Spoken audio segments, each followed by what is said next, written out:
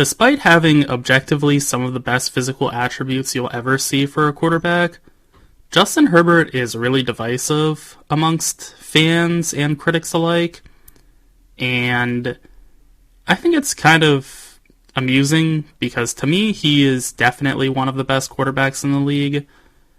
I'm not sure exactly where I'd place him because he's such a hard eval with his supporting cast not being really conducive to passing success, but regardless, he has a cannon for an arm, is more than mobile enough, can dissect defenses with his brain. He has a lot of stuff you would like in a franchise quarterback, that's for sure. He is super divisive, though, with the people I mentioned, but also with the stats he performs in, because he has a range of 20, which is massive for stats. As you can see, he's 5th in PFF grade and 25th in success rate, which, if you're unfamiliar with expected points added plus completion percentage over expected or success rate, be sure to check out my video that I did on the matters. They are some of the absolute best stats you'll find for football, as they can be used for offense, defense, quarterbacks, you name it. Moving forward, he is, I think, a lot closer to 5 than he is 25. I think that's fair to say. I also think he's closer to 5 than he is to 18.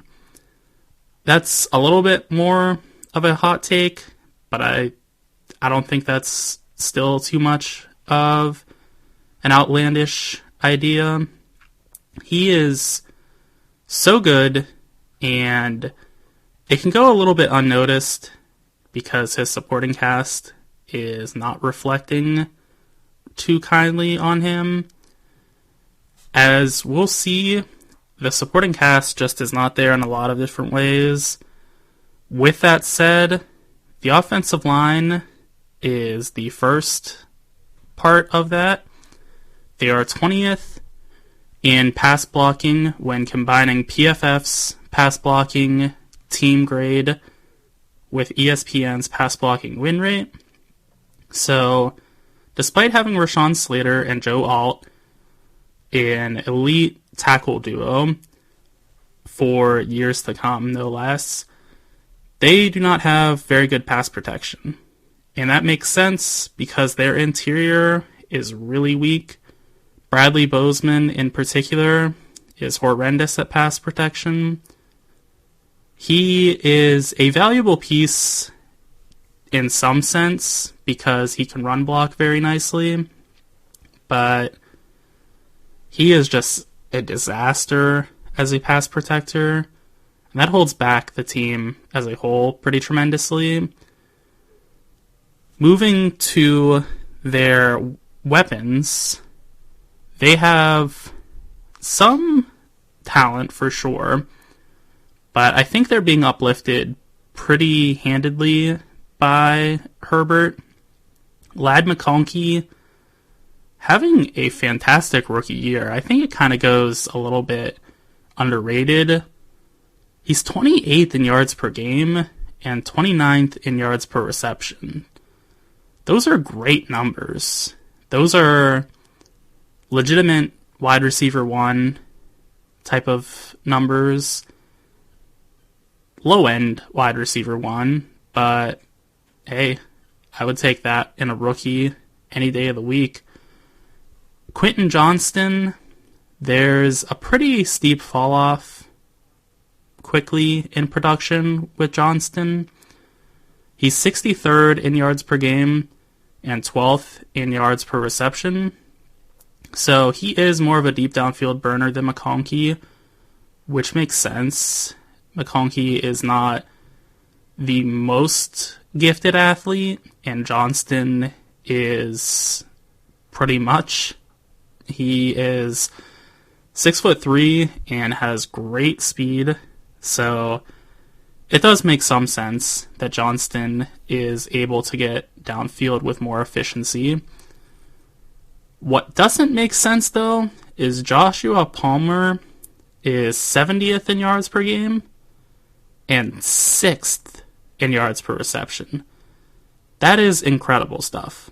Palmer has not been known as a deep threat at any point in his career, which my friend John, he had a pretty good take on that. He said that that could be due to Mike Williams being the deep downfield target for them for years, which may have had Palmer not getting deep downfield as regularly.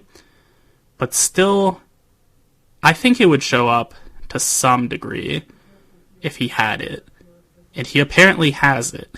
So he can get deep downfield with regularity. He is super efficient at it, which is, again, just unexpected. What's also unexpected is Will Dissly is having a competent receiving year. He is 91st in yards per game and 113th in yards per reception. Being 91st in yards per game doesn't sound great, but I have a cutoff of 113 for receiving options, which you're like, that sounds random as all get out. That's pretty true. It kind of is. But there's 3 receivers times 32 teams, that's 96. And then I have 17 tight ends to have a cutoff of being above average for a tight end option. So he's comfortably above that mark. 113th, he's exactly 113th in yards per reception, but he's much better as a target in the short to intermediate parts of the field, particularly the short parts, but there are times where he can get a little bit deep downfield. He is such a good run blocker. He is definitely one of the, 10 best blocking tight ends in football, which there may only be about 11 good blocking tight ends in football, so it means a little bit less than it has in years past, but he is really good as a blocker. Don't let that go unnoticed. As for the rushing aspect, they are 16th in rushing expected points added and 25th in rushing success rate, which is kind of hilarious because Greg Roman only knows how to dial up runs, and they are still not very effective as a rushing team. Admittedly, they don't have the greatest run blocking offensive line, but they have more than enough talent, I would say, to be good in that regard. And J.K. Dobbins has been an excellent running back, so they have the talent there. They're just not getting good results. It's pretty funny. They are not consistently having good rushes, but they're having kind of longer rushes. So they are having some success, but again, that's only at an average level. What's not at an average level, though, is their defense, because they are 4th in defensive expected points added and 4th in defensive success rate. That is next level good. And what is so incredible is that a lot of these players were not highly touted coming into this year. I would say at least half of their guys were question marks. Half of their guys that are really good were question marks. So they are super well coached, and they are, I think that goes without saying. Jesse Minter has been highly regarded for some time now, but he is definitely on his way to getting a head coaching job, I think, because his coaching job has just been so legendary with the Chargers. Defensively, they have 8 starters that are above average, in my opinion. Christian Fulton being the first one we're going to talk about. He is a really good cover corner, has been more down than up throughout his career, but has really turned it around this season. Derwin James, now a nickel corner instead of I think he was a strong safety most often. He was a safety nonetheless. Now he's a nickel corner. He is super good at that. He is elite as a run defender, can pressure the quarterback, and he is great in coverage too. So everything you would ask a nickel corner to do, he's more than capable of doing. He's one of the best nickels in football right now. As for their other cornerback, Talib Still, he is a nice physical marvel. He's 6'1". He can move pretty well. He uses his physicality nicely with that 6'1" frame. He gets into receivers with efficiency, and he can make breaks on balls really nicely.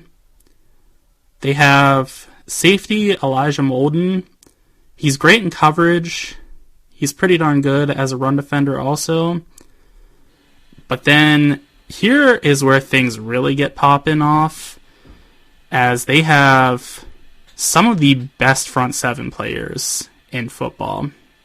I'm going to start with their best one. One of the more underrated players in football, because I think people in general believe that he's fallen off, but he is a top 5 edge, and was a top 5 edge, I want to say, last year also. Khalil Mack. Mack is one of the best run defenders at the edge position, and he's great as a pass rusher. He is so super talented. Then they have on the interior Poona Ford. I love his name. I think it's fun. He is an elite run defender like Mack. A great pass rusher as well, though, from the interior this year. Their other edge, Joey Bosa, you're going to get sick and tired of hearing this.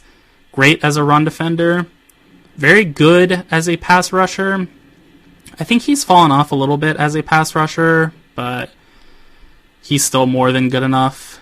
I think he's improved as a run defender, so he's become more balanced with time.